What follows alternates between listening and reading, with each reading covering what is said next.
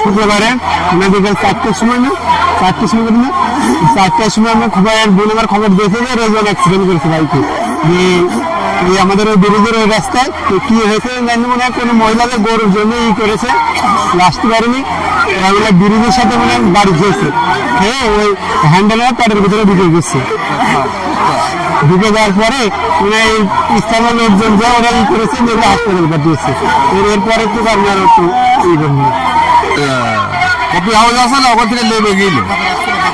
হ্যাঁ নেমে যেয়ে তো ওর বললে যে তুই যা আমরা যাচ্ছি না আমরা চরের পরে যাচ্ছি, কিন্তু ওপরে যেয়ে এক মহিলা সামনে পড়লো রাস্তার নিচের থেকে রাস্তার উপরে ওঠার পরে সামনে যখনই ঝপ করে পড়েছে তখনই ও আর গাড়ি ব্রেক চাপতে পারেনি, দুর্ঘটনা ওই সময় ঘটে গিয়েছে।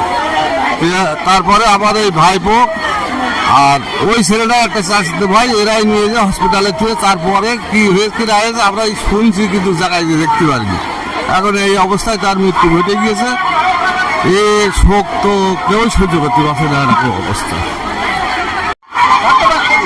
ও শুক্রবারের দিন দুপুরে খাওয়া দাওয়া করার পরে তখন আনুমানিক হয়তো 4টে বাজে এই সময় মোটরসাইকেল নিয়ে ওর মার বলে বাড়িতে বেরিয়েছে। এমনি ওই এই রাস্তায় মাস্তায় ঘুরেছে চৌকাছা বীরগোবিন্দপুর রাস্তায়।